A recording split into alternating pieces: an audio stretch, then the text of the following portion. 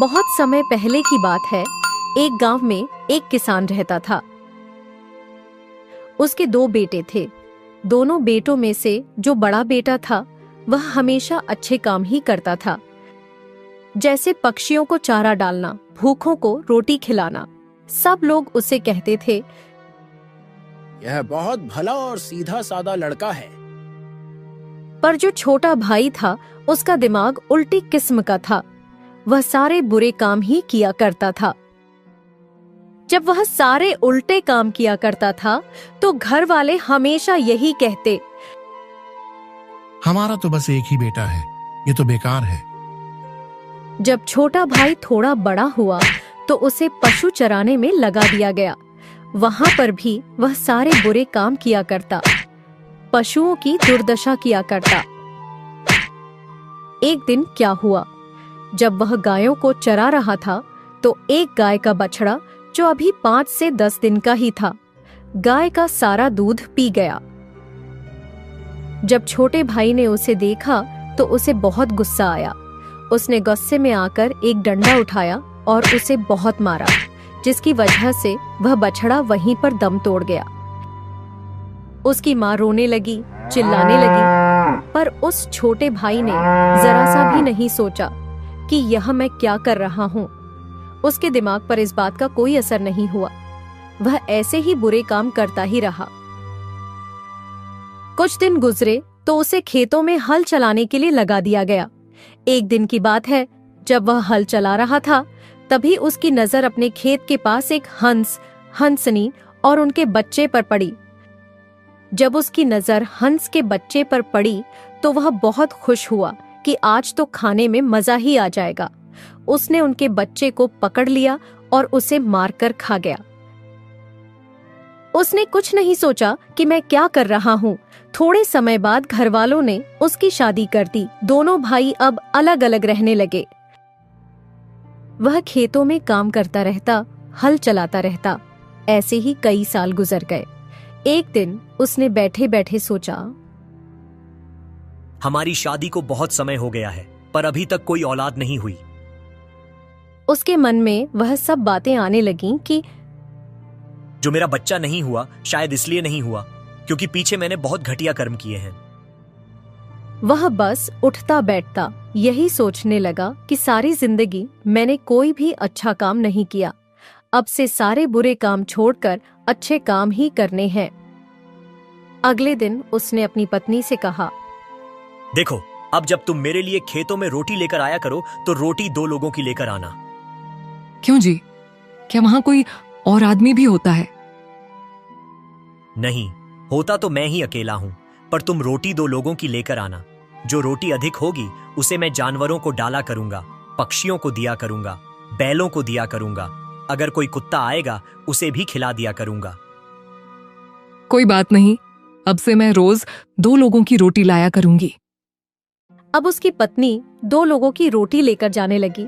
वह अब रोटी बैलों को खिलाने लगा, कुत्तों को भी खिलाया करता। जो पानी वह पीने के लिए लेकर जाता उसे संभाल कर रखता, आते जाते लोगों को पिलाता और उस पानी को बचा कर रखता। जब उसने बुरे काम छोड़कर अच्छे काम करने शुरू किए तो एक दिन उसने देखा कि उसके पास की झाड़ियों में एक कुतिया रोज जाती है। उसने सोचा, शायद इसने बच्चों को जन्म दिया है तभी यहाँ जाती है। उसने उसका पीछा किया तो देखा कि वहां उसने 4 बच्चों को जन्म दिया है। उन्हें देखकर उसने सोचा, अब इनकी देखभाल किया करूंगा, इन्हें रोटी और लस्सी दोनों समय दूंगा। इसके बाद वह हर रोज उन्हें रोटी और लस्सी देने लगा। उनका पेट भरने लगा। उसके बाद ही वह खुद खाना खाया करता। इसके बाद उसने सोचा, ये सब जानवर पानी कहां से पीते होंगे? यहाँ तो पानी है ही नहीं। मैं तो पानी घर से लेकर आता हूँ। मुझे इनके लिए पानी की व्यवस्था करनी चाहिए। उसने फिर एक कुआं बनाने की सोची और खुद ही कुआं खोदने लगा। कुछ ही दिनों में उसने एक कुआं तैयार कर लिया। उसके बाद उसने जगह जगह पर बर्तन रख दिए और उनमें हर रोज पानी डालना शुरू कर दिया। यह सब देखकर भगवान ने सोचा, कैसे कैसे बुरे कर्मों में डूबा रहने वाला यह मनुष्य अब अपने जीवन को कितना सुंदर बना रहा है। पहले जहां यह स्वार्थ, क्रोध और लापरवाही से भरा हुआ था, अब वहीं प्रेम, सेवा और पशु पक्षियों के लिए करुणा से उसका हृदय भर उठा है। अगर इस बदलाव को उसका फल न मिला तो संसार में कौन भले बुरे कर्मों का अंतर समझ पाएगा। जो अब ये पुण्य कर रहा है उसे इसका फल अवश्य मिलना चाहिए। एक दिन जब वह बर्तन में पानी भर रहा था, तभी वहां भगवान एक साधु का रूप धारण कर उसके पास आए। छोटा भाई साधु बाबा को प्रणाम किया और पूछा, बाबा, क्या आप पानी पीने आए हैं? हाँ बच्चा, मुझे बहुत जोर की प्यास लगी है, इसलिए मैं पानी पीने चला आया। छोटे भाई ने साधु बाबा को पानी पिलाया। इसके बाद साधु बाबा ने उससे पूछा, बेटा, यहाँ तो मुझे कोई पेड़ पौधे दिखाई नहीं दे रहे, तुम यह पानी किसको डाल रहे हो?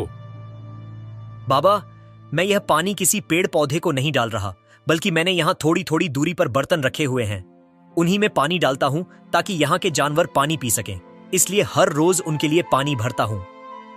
बेटा, कर्म तो तुम बहुत अच्छे कर रहे हो। बाबा, क्या बताऊं आपको, इससे पहले मैंने बहुत बुरे कर्म किए हैं, ये सब तो अब जाकर करना शुरू किया है। कोई बात नहीं, तुम चिंता मत करो। अगर तुम ऐसे ही अच्छे काम करते रहो तो जो पिछले बुरे कर्म हैं वे सब कट जाएंगे। यह सब बातें हो ही रही थीं कि उसकी पत्नी दूर से रोटी लेकर आती हुई दिखाई दी। तो उसने साधु बाबा से कहा, बाबा जी, अब आप रोटी खाकर ही जाइएगा, मेरी पत्नी रोटी लेकर आ रही है। न बेटा, अगर मैंने रोटी खा ली तो मैं पापों का अधिकारी बन जाऊंगा। बाबा जी, आप रोटी खाकर कैसे पापों के अधिकारी बन जाएंगे? बच्चा, तुमने अकेले ने हल चलाना है, तुम्हारे अकेले की रोटी आ रही है। यदि मैंने रोटी खा ली तो तुम भूखे हल चलाओगे, उस बात का दोष मुझ पर आ जाएगा। नहीं महाराज, मैंने तो पहले ही कह रखा है कि रोटी 2 लोगों की लानी चाहिए। फिर ठीक है बेटा, फिर मैं भोजन अवश्य करूंगा। फिर उसकी पत्नी भी वहां पहुंच गई। उसने साधु बाबा को प्रणाम किया। फिर सबने साथ बैठकर भोजन किया। भोजन के बाद साधु बाबा ने उनकी परीक्षा लेने की सोची। तुम खुद रोटी घर जाकर क्यों नहीं खाते? अब तुम्हारी पत्नी को यहां आना पड़ा, पीछे से तुम्हारे बच्चे अकेले रह गए होंगे। बाबा जी, अभी तक हमारे कोई संतान नहीं है। तुम लोग कर्म तो बहुत अच्छे कर रहे हो, इसलिए तुम्हारा बिना संतान के रहना उचित नहीं है। तुम्हारे बच्चे का होना बहुत जरूरी था। नहीं बाबा जी, अब तक तो कोई बच्चा नहीं हुआ।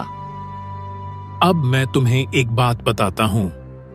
तुम लोगों ने जीवन में जैसे भी कर्म किए हों, पर अगले वर्ष इन्हीं दिनों में तुम्हारे घर एक पुत्र का जन्म होगा। ठीक है बाबा जी। उसका नाम तुम लोग मत रखना, उसका नाम मैं ही रखूंगा। बाबा जी, साधु संतों का तो कोई ठिकाना नहीं होता। आप कहीं चले गए तो क्या पता वापस आइए भी या नहीं। हम लोग आपको कहां ढूंढेंगे? यह मेरा तुमसे वादा है, जब बच्चा होगा मैं तुम्हें इसी कुएं के पास मिलूंगा। ठीक है बाबा जी, यह तो बहुत अच्छी बात है यदि आप यहीं मिलेंगे। इसके बाद साधु बाबा वहां से चले गए। कुछ समय बीता और फिर एक रात एक बालक का जन्म हुआ। जैसे ही बालक ने जन्म लिया, छोटा भाई दौड़ा दौड़ा उसी कुएं के पास गया जहां साधु बाबा ने मिलने का वादा किया था। वहां पहुंचकर देखा तो वहीं साधु बाबा आसन लगाए बैठे थे। छोटा भाई मन ही मन सोचने लगा, वाह, क्या बात है, साधु बाबा अपने वचन के कितने पक्के हैं। बता बेटा, क्या बात है? बाबा जी, रात को मेरे घर एक बालक ने जन्म लिया है। आपने कहा था कि जब वह जन्म ले तो मैं आपको बताने आऊं, इसलिए चला आया। अब आप ही कृपा करके उसका नाम रख दीजिए। नाम तो रखेंगे, लेकिन उससे पहले एक बात बताओ, जो मैं कहूंगा क्या वह बात मानोगे? जी बाबा, जरूर मानूंगा। घबरा तो नहीं रहे? नहीं नहीं बाबा जी, मैं नहीं घबरा रहा। जो मैं कहूंगा वह करोगे? जी बाबा जी, मैं करूंगा। ठीक है, तो सुनो। जिस बच्चे ने तुम्हारे यहां जन्म लिया है, उसके ऊपर जो समय चल रहा है वह तुम्हारे लिए अत्यंत हानिकारक है। जितनी जल्दी तुम उस बच्चे को समाप्त कर दोगे, तुम्हारे लिए उतना ही अच्छा होगा। बाबा जी, आपकी कृपा होनी चाहिए। मुझे तो यह भी नहीं पता कि यह कैसी बात है। जैसा आपने कहा, मैं तो वैसा ही करता रहा हूं। तो अब तुम अपने घर जाओ और किसी कोने में एक गड्ढा खोदकर उस बच्चे को कपड़े में लपेटकर उस गड्ढे में दबा दो। अधिक समय मत गंवाओ। यह काम करके जल्दी वापस आओ, फिर आगे की बात बताऊंगा। ठीक है बाबा जी। छोटा भाई घर पहुंचा। उसने एक कोने में गड्ढा खोदा, बच्चे को कपड़े में लपेटा और गड्ढे में दबा दिया। फिर वह चुपचाप खेत की ओर लौट आया। क्या तुमने उसे दबा दिया? जी बाबा, दबा आया हूं। तुमने बहुत अच्छा किया। यह सब मैं तुम्हारे भले के लिए ही कर रहा हूं। बाबा, अब आगे क्या करना है? आगे की बात यह है कि अगले साल एक और पुत्र तुम्हारे घर जन्म लेगा। आगे की बात मैं फिर बताऊंगा। ठीक है बाबा। इतना कहकर साधु बाबा वहीं से अंतर्धान हो गए। समय बीत गया। 1 वर्ष और गुजर गया और ठीक उसी दिन जिस दिन साधु बाबा ने कहा था, फिर से एक पुत्र ने जन्म लिया। वह तुरंत खेत की ओर दौड़ा। वहां फिर वही साधु बाबा पहले की तरह आसन जमाए बैठे थे। बताओ क्या हुआ? बाबा जी, आज रात मेरे घर फिर से एक पुत्र ने जन्म लिया है। अब आप उसका नाम रख दीजिए। नाम तो जरूर रखूंगा, लेकिन पहले ये बताओ, क्या तुम मेरी बात पर अब भी कायम हो? बिल्कुल बाबा जी, आप जैसा कहेंगे वैसा ही होगा। जो हो रहा है वह तो आप ही जानते हैं। मुझे तो कुछ भी पता नहीं। मैं तुम्हारा भला ही कर रहा हूं, कुछ भी बुरा नहीं कर रहा। बाबा जी, अब क्या करना है? अब तुम ऐसा करो, इस बार घर की दूसरी ओर गड्ढा खोदो और बच्चे को कपड़े में लपेटकर वहां दफना दो। समय मत गंवाओ, जल्दी करो और फिर लौटकर मेरे पास आओ। आगे की बात तब बताऊंगा। छोटा भाई फिर दौड़ता हुआ घर पहुंचा। इस बार उसने घर के दूसरी ओर गड्ढा खोदा, बच्चे को कपड़े में लपेटकर सावधानी से उसमें दफना दिया और वापस खेतों की ओर भागा। वहां जाकर उसने साधु बाबा से कहा, बाबा जी, मैं उसे दबा आया हूं। बहुत अच्छा किया तुमने। अगले वर्ष तीसरे पुत्र का जन्म होगा। इतना कहकर साधु बाबा फिर से अदृश्य हो गए। समय बीत गया। 1 वर्ष और गुजर गया और ठीक उसी दिन जिस दिन साधु बाबा ने कहा था, तीसरे पुत्र ने भी जन्म लिया। जब छोटे भाई को यह बात पता चली तो वह फिर से भागते हुए खेत की ओर गया। वहां पहुंचने पर उसने देखा कि साधु बाबा फिर से उसी स्थान पर आसन लगाए बैठे हैं। महाराज, रात्रि को हमारे घर फिर से एक पुत्र ने जन्म लिया है। अब कृपा करके आप उसका नाम रख दीजिए। नाम तो जरूर रखूंगा, लेकिन पहले ये बताओ, क्या तुम मेरी बात पर अब भी कायम हो? बिल्कुल महाराज, आपने जो भी कहा वो मैंने आंख मूंद कर माना है। मुझे नहीं पता इन बातों का मतलब क्या है, पर जो कुछ भी हो रहा है आपकी कृपा से ही हो रहा है। तो सुनो, उस बच्चे को गर्म पानी करके अच्छे से नहला दो और उसे एक शाल में लपेटकर एक पलंग पर लिटा दो अकेले को। घर में उस समय कोई नहीं होना चाहिए। बाहर से कुंडी लगा देना। उसके बाद तुम अपनी पत्नी को साथ लेकर घर के बाहर आ जाना और अपने घर के दरवाजे को ताला लगा देना और तुम दोनों बाहर ही खड़े हो जाना। फिर उसके बाद तुम्हें सब पता चल जाएगा कि ये सब क्यों हुआ है। ठीक है बाबा जी। वो वापस अपने घर की ओर चल दिया। जब वो आने लगा वापस, तो उसके जो पड़ोसी थे वो आपस में बातें करने लगे। ये जो हमारा पड़ोसी है, ये बड़ा पापी है। जब भी बच्चा जन्म लेता है, ये उसे गड्ढा खोदकर दफना देता है। ये पाप तो हमें पड़ोसियों को भी ले बैठेगा। रात फिर से इसके घर बच्चा हुआ है। अब थोड़ी देर पहले ही ये इधर खेतों की तरफ गया हुआ है। अभी आएगा और इसे भी दफना देगा। हमें इसे रोकना चाहिए। वो सब इकट्ठे हो गए और रास्ते में एक पेड़ के नीचे खड़े हो गए। जब वो आया तो उन्होंने उसे रोक लिया और बोले, रुक जाओ, जो तुम पाप कर रहे हो ये हमारे ऊपर भी कलंक लगा देंगे।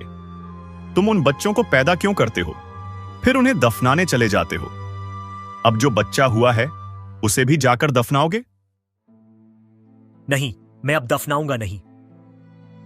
पहले दफनाए हैं? हाँ, दफनाए हैं। वो क्यों दफनाए हैं? वो तो भगवान को पता है, मुझे कुछ नहीं पता इसके बारे में। मुझे तो एक साधु बाबा मिले हुए हैं, वो जैसे कहते हैं मैं वैसा ही कर रहा हूं। जिसने अभी जन्म लिया है उसके बारे में बताओ। उसे तो पलंग पर लिटाना है नहलाकर। चलो इसके साथ चलते हैं, ये कोई ना कोई हरकत जरूर करेगा। वो सब उसके साथ चल दिए। इसके बाद जब वो घर गया, उसने बच्चे को लिया, पानी गर्म किया और उसे नहलाकर पलंग पर लिटा दिया। छोटा भाई बाकी लोगों से बोला, अब आप सब बाहर चलो, मैं भी चल रहा हूं। उसने अपनी पत्नी को भी साथ ले लिया। बाहर से दरवाजा लगा दिया। आंगन में आ गए। उसके बाद घर से बाहर आ गए। बाहर आकर छोटा भाई बोला, तुम लोग जरा दूर खड़े हो जाओ, हम दोनों यहीं रुकेंगे, हमें ऐसा महात्मा ने कहा है। ठीक है, देखते हैं तुम क्या करते हो। थोड़े समय बाद जो पहले बच्चा दफनाया था, उसकी आवाज आई अंदर से, मेरे छोटे भाइयों, बताओ तुम्हारा लेने देने का क्या संबंध है माता पिता से? पहले तुम बताओ बड़े भाई, तुम बड़े हो। अच्छा, ये बात है तो सुनो। मैं इनके घर बेटा बनकर आया हूं, पर मैं बेटा नहीं हूं इनका, मैं तो दुश्मन हूं इनका। ये तो मेरे दुश्मन हैं। मैं बदला लेने आया हूं बेटा बनकर। वो कैसे? आपको पता मैं कौन हूं? इसने जिस गाय का बछड़ा मारा था ना, डंडे मार मार कर, वही आत्मा मैं अब बेटा बनकर आई हूं। मुझे 5 साल का होकर मरना था। फिर इन लोगों ने मेरे कपड़े देख देख कर, मेरी बातें याद कर कर के रोना था, और दीवारों से टकरा टकरा कर फिरते ये। जैसे मेरी मां याद कर कर के मुझे रोती थी, वैसे ही इनको भी रुलाना था। पर अब ऐसा हो गया कि अब इन्हें भगवान सामने से आकर मिल गए हैं। वो इसलिए मिल गए क्योंकि इन्होंने ये थोड़े समय से अच्छे काम करने लग गए हैं। उसकी वजह से भगवान इन्हें मिल गए और उन्होंने मुझे सीधा इस गड्ढे में दफना दिया। अब इनका मोह ना मेरे में है, ना मेरा मोह इनमें है। इन्होंने मुझे दफना दिया। अब मेरा दुख इन दोनों को नहीं है। मेरा हिसाब पूरा हो गया। फिर जो दूसरा बच्चा दफनाया था, उससे पूछा, अब तुम बताओ। बस मैं भी बदला लेने ही आया था। जब ये हल चला रहा था खेतों में, तो वहां से एक हंस, हंसनी और एक बच्चा निकले थे। मैं पीछे था। इस पापी ने मुझे मार कर खा लिया। मेरे माता पिता रोते रोते मर गए। मैंने कौन सा इसका कुछ बुरा किया था? इसने मेरी हत्या की, मुझे मारा, मेरे माता पिता से अलग किया। वही आत्मा अब मैं बेटा बनकर इस घर में आई थी, बदला लेने के लिए। जब मैं 18 साल का हो जाता, फिर इन्होंने मेरी शादी करने का सोचना था। फिर कुछ समय बाद मेरी शादी हो जानी थी। फिर मेरी मौत हो जाती। फिर इन पापियों ने दीवारों से टकराना था। जैसे मेरी मां तड़पी थी, वैसे ही इन पापियों ने तड़पना था। पर अब पता क्या हो गया? अब इन्हें भगवान मिल गया और उन्होंने इसे सीधे रास्ते डाल दिए। मुझे जन्म लेते ही इन्होंने गड्ढे में दफना दिया। मेरा इनको अब कोई दुख नहीं। मेरा मोह इनमें नहीं और इनका मोह मुझ में नहीं था। अब मैं वो बदला नहीं ले रहा। वो सब नष्ट हो गया, क्योंकि अब ये अच्छे कर्म करने लग गया। मेरा हिसाब पूरा हो गया। फिर तीसरे बेटे को, जिसे पलंग पर लिटाया था, उससे पूछा, तुम बताओ तुम्हारा क्या लेना देना है? कोई किसी की बेटी नहीं, कोई किसी का बेटा नहीं। ये सब तो पिछले जन्म के देने लेने के संबंध हैं। आया मैं भी बेटा बनकर हूं, पर बदला लेने के लिए नहीं, बल्कि इनकी पालना करने के लिए। वो कैसे? जब मैं पिछले जन्म में एक कुत्तियाजी जून में था, तब मैंने इसके खेतों में बच्चों को जन्म दिया था। मेरे 4 बच्चे थे। ये मां रोटी लेकर जाती थी, लस्सी लेकर जाती थी। ये मुझे रोटी देता था, लस्सी पिलाता था। इसने मुझे पाला जब तक मेरे बच्चे बड़े नहीं हो गए। अब मेरी 101 साल की उम्र है। मैं इनको आगे ले जाने के लिए आया हूं। अब मैंने इनकी पालना करनी है। जो मेरे पीछे मेरे 4 बच्चे थे, देना लेना हिसाब उनका भी है। वो पोते पोतियों के रूप में इस घर में आएंगे। वो फिर इनकी सेवा करेंगे। बात यह है कि अगर ये पापी वैसे ही काम करते रहते, अच्छे कर्म न करने लगते, तो पता क्या होना था? बड़े भाई, तुमने 5 साल का होकर मरना था। दूसरे भाई ने 18 साल का होकर मरना था। फिर मैंने यहां लड़की के जन्म में आना था। फिर इन्होंने घर बेचकर मेरी शादी करनी थी। यहां मेरी शादी हो जाती, फिर मैंने इन्हें वहां लेकर जाना था। वहां फिर इन्होंने झगड़ा करना था और मेरे पति ने इनको धक्के देकर घर से बाहर निकाल देना था। फिर इन पापियों ने गलियों में घूम घूम कर मांगना था और ऐसे ही मर जाना था। पर अब मैं इनको पालने के लिए आ गया हूं। वो इसलिए क्योंकि जो अब अच्छा कर्म किया है इन्होंने। यह सुनकर बाहर खड़े माता पिता फूट फूट कर रोने लगे। हे प्रभु, हम तो अज्ञान थे। हमसे अनजाने में जो भी पाप हुए उनके लिए क्षमा करना।